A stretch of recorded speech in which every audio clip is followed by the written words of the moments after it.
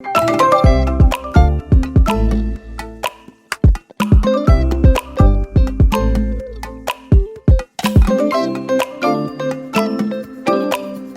up guys, Mark here. Welcome to another episode of TASG. There are two food items that I want to review, and I think I haven't done it yet. Spicy mac and cheese from Smokejumpers Grill.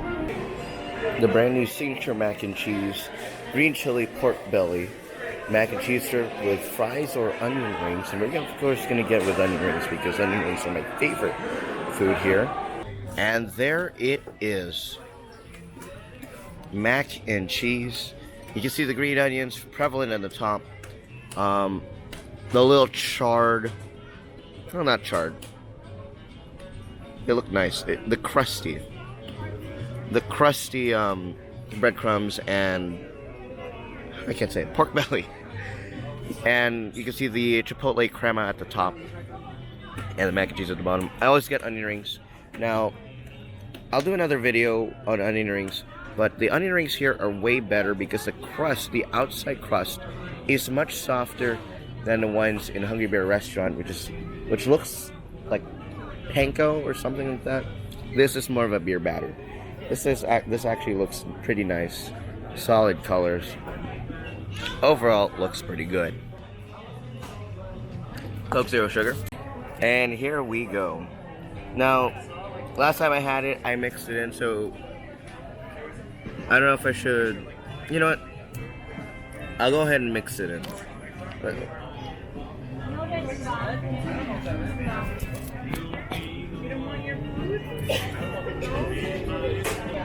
Alright, so here's this first spoonful. A little bit of mac and cheese.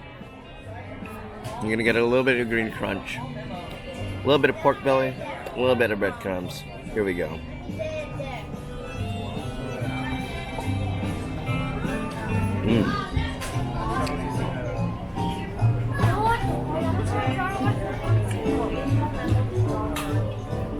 There's a lot of texture to it, and it complements each other pretty well.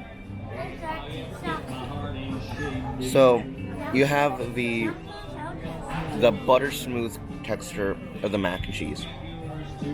When it comes to the pork belly, though, it's pretty soft, but you have that satisfying, you know, when you break through that first layer of the crunch, that's what it feels like. Pork belly. So the first thing that I felt, the softness of the mac, then the pork belly, and then the crunch from the green onion, which is something I usually don't feel until, like, which is usually a softer feel, but this is a little bit crunchy, and I like that.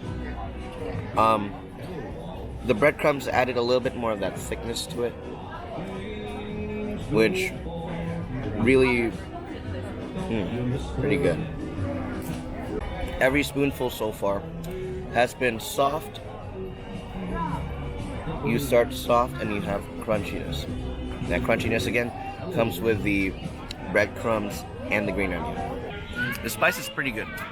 It's toned down, though it's interesting that the first time I had it I was completely sweating, but this is toned down because I mixed it in with the mac and cheese. So now every spoonful, every bite will have an equal amount of spice and heat to it, as long as you mix it. If you don't mix it, it'll just be spicy, and that spicy layer will still stick in your mouth every spoonful, to the point where it can be unbearable.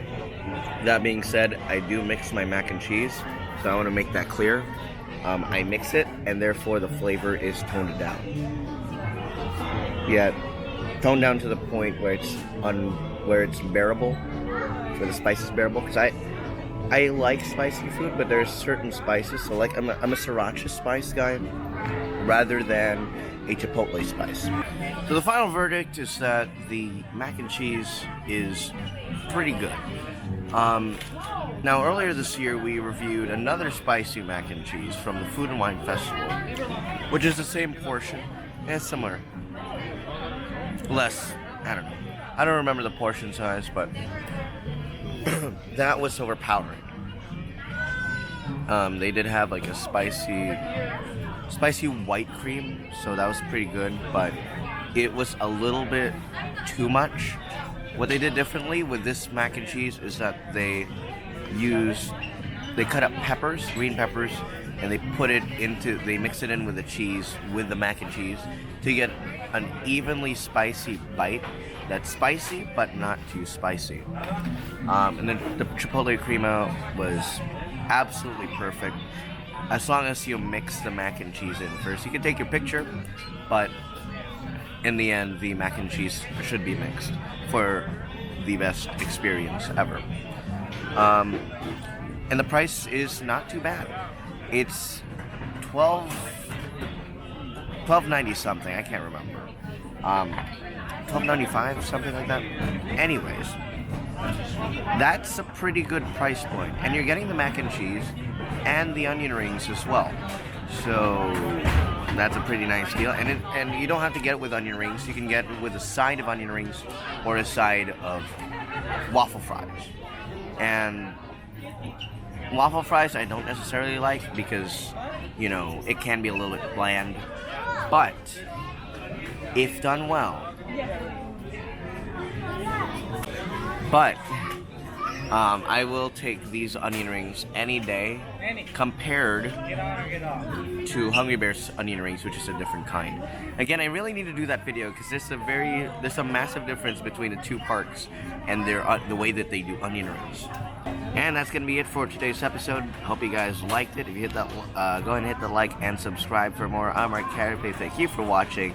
We'll see you guys in another video later this week. So long.